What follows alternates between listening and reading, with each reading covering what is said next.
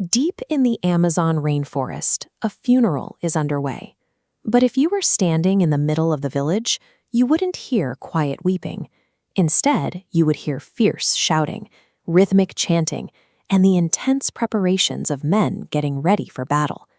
This is the Upper Xingu region of Brazil.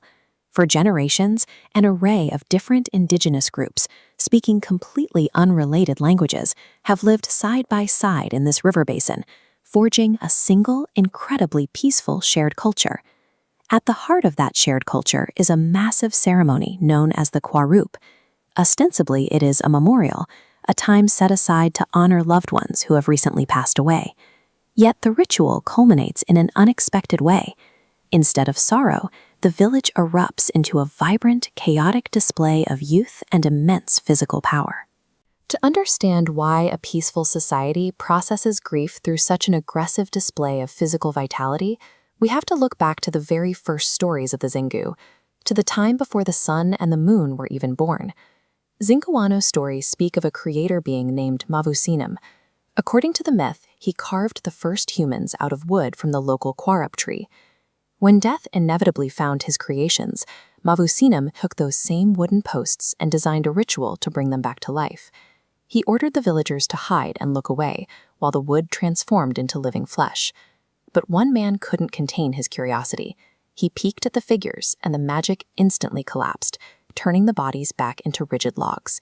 Mavusinam was furious. He declared that from that moment on, the ritual would only ever be a memorial. The physical resurrection of the dead was permanently off the table.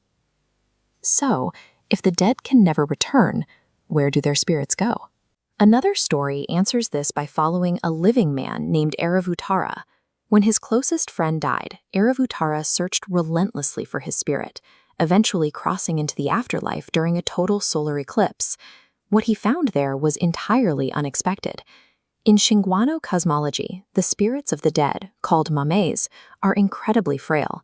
They are terrified of their new surroundings and highly vulnerable to a final, permanent death. On their journey, these spirits found themselves blocked by terrifying afterlife monsters.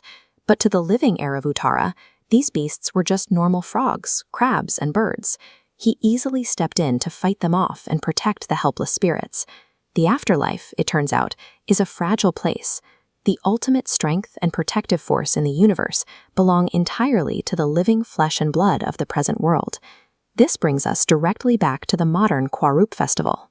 In the center of the village, 3 decorated posts of kuaru wood are driven into the ground, recreating Mavusinam's original failed resurrection to the letter. The community divides the mourning process. While the women prostrate themselves and weep for the lost, the men march energetically through the dust, shaking maracas and playing long wooden flutes to temporarily feed their own life energy into the visiting spirits. Then, the ceremony makes a sharp pivot. The mourning recedes, and the focus locks onto the living.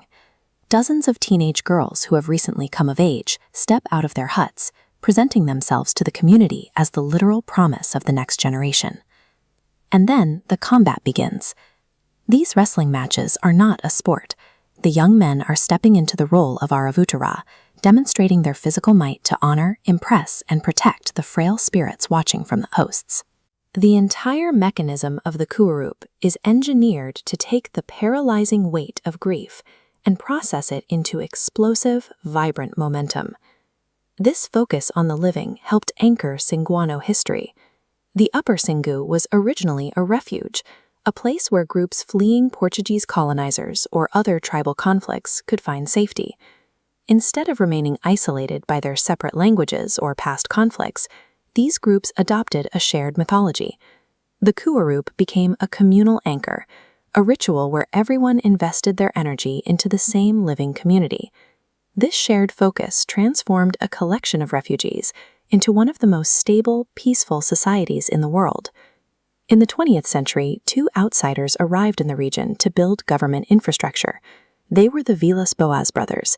They were so moved by this culture that they stayed for 20 years, living alongside the tribes, serving as their advocates, and translating their stories for the outside world. The brothers succeeded because they focused on the future of the living.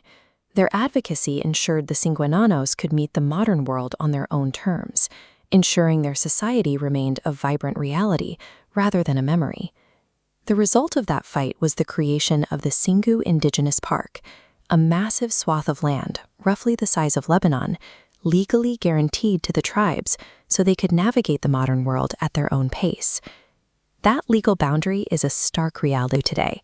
From the air, you can see a hard, aggressive line dividing the dense, protected canopy of the indigenous territory from the vast tracts of deforested land advancing right up to its edges. Yet within those borders, a profound mutual respect was cemented.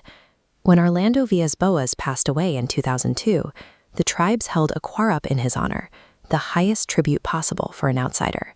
Stories from the Singu remind us that grief doesn't have to be an anchor.